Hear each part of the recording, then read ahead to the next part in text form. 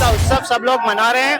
ये high alert लो alert इसकी कोई वैल्यू नहीं है, सिर्फ ये लॉ एंड ऑर्डर का विषय होते हैं जिनको देखा जाता है। सब लोग भगवान राम के भजन में, भगवान राम के जय जयकार में, भगवान राम की आत्मा, इस देश की आत्मा भगवान राम है, तो उसमें सब डूबे और सब हर्षोल्लास से। मुस्लिम वक्फ बोर्ड संशोधन एक्ट जो आया एक बहुत अच्छा कदम है। चंद लोगों ने वक्फ बोर्ड के नाम पे पूरे हिंदुस्तान में जमीनों पे कब्जा कर रखा था, जबकि आम गरीब मुसलमान का कोई भला उस वक्फ बोर्ड से होने वाला नहीं था। अब गरीब से गरीब व्यक्ति का, चाहे वो मुस्लिम हो, उसको इस एक्ट में संशोधन से लाभ मिलेगा। बहुत स्वागत योग्य है और ये मैं कहता हूं कि 56 इंच के सीने वाला व्यक्ति ही ऐसा महत्वपूर्ण कदम उठा सकता था।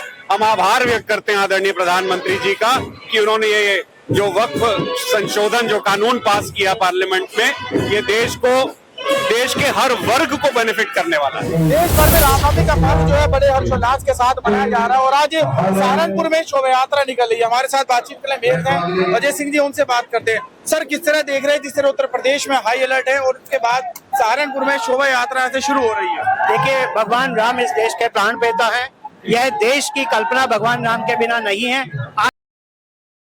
आज भगवान राम का उत्सव सब लोग मना रहे हैं। ये हाई अलर्ट लो अलर्ट इसकी कोई वैल्यू नहीं है, सिर्फ ये लॉ एंड ऑर्डर का विषय होते हैं जिनको देखा जाता है। सब लोग भगवान राम के भजन में, भगवान राम के जय जयकार में, भगवान राम की आत्मा, इस देश की आत्मा भगवान राम है, तो उसमें सब डूबे और सब हर्षोल्लास से मना रहे हैं। क्या लग रहा है उत्तर प्रदेश में अब राम राज्य हो चुका है? आज जिस तरह की सरकारें, जिस तरह के विचारधारा लोगों ने चुनी है, वह एक सही दिशा में राम राज की ओर चल चुकी है। पूरे देश में राम राज है, पूरे देश में कश्मीर से कन्याकुमारी तक, डांग से डांग तक राम राज है, उसमें कहीं कोई शक की गुंजाइश नहीं है। जहाँ राम राज नहीं होगा वहाँ राम राज की विचारधारा अपने आप देखेंगे, लोग उसको प्रेरित करेंगे, लोग उसको अंगीकृत करेंगे। हाल ही में सर वक्फ बोर्ड को लेकर कानून आया, किस तरह देख रहे हैं आप? देखिए, कानून संसद में बनता है, देश की सबसे बड़ी पंचायत है, बहुत सारा उसमें डिस्कशन हुआ, आपने देखा लंबे डिस्कशन हुआ, काफी समय के बाद ऐसा डिस्कशन हुआ और सब लोगों ने उसको सहर्ष पास किया है कानून को। वह देश जो कानून संसद पास करती है उसको अंगीकृत करता है। क्या लगता है सनातन बोर्ड भी अब बन जाना चाहिए जिस तरह से मुस्लिम वक्फ बोर्ड बिल समाप्त? जो भी देश के सांस्कृतिक राष्ट्रवाद को लेके, देश की विचारधारा को लेके, देश के सनातन को लेके, देश की आत्मा को लेके आगे बढ़ने के विषय होंगे, उस सब पे जिन भी कानून की जरूरत होगी कानून सरकार बनाएगी। चलिए, हमारे साथ महानगर अध्यक्ष शीतल बिश्नोई जी भी हैं। सर, किस तरह देख रहे हैं लगातार जिस तरह से मुस्लिम वक्फ बोर्ड की बात हुई, क्या सनातन बोर्ड भी बनना चाहिए? मैंने कहा आप लोगों का स्वागत करें तो क्या सनातन बोर्ड की जो मांग उठ रही है वो किस तरह? आज पूरा भारतवर्ष राम जी का उत्सव मना रहा है, पूर्व से पश्चिम तक, उत्तर से दक्षिण तक। और देश और केंद्र और प्रदेश में ऐसी सरकारें हैं जो इस समाज के हित में, भारत के हित में व्यापक फैसले लेने में सक्षम है और व्यापक फैसले ले भी रही है। मुस्लिम वक्फ बोर्ड बिल को लेकर कैसे देख रहे हैं सर? मुस्लिम वक्फ बोर्ड संशोधन एक्ट जो आया एक बहुत अच्छा कदम है। चंद लोगों ने वक्फ बोर्ड के नाम पे पूरे हिंदुस्तान में जमीनों पे कब्जा कर रखा था, जबकि आम गरीब मुसलमान का कोई भला उस वक्फ बोर्ड से होने वाला नहीं था।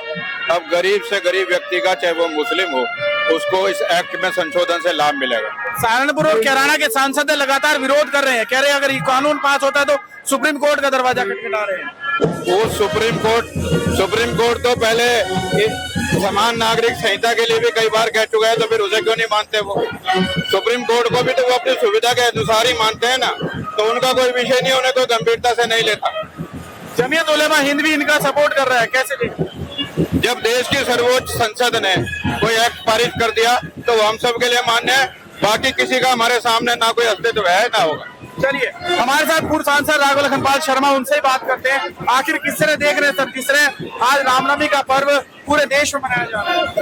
देखिए, हर वर्ष की भांति ये ऐतिहासिक रामनवमी शोभा यात्रा सहारनपुर के बीचों बीच निकाली जाती है। बहुत ही हर्ष और उत्साह से सभी जातियों के लोग, सभी समाज के लोग इसमें पार्टिसिपेट भी करते हैं और स्वागत भी करते हैं। और जिस प्रकार से आदरणीय प्रधानमंत्री जी इस देश में जो कुछ गलत होता आ रहा था पिछले सालों में, उसको सुधारने में और राम राज्य की स्थापना हेतु कार्य कर रहे हैं, तो आज और भी ज्यादा उत्साह से हम प्रभु श्री राम को याद कर रहे हैं। क्या लगता है भारत के अंदर सनातन बोर्ड की जो मांग उठ रही है वो बन जाना चाहिए?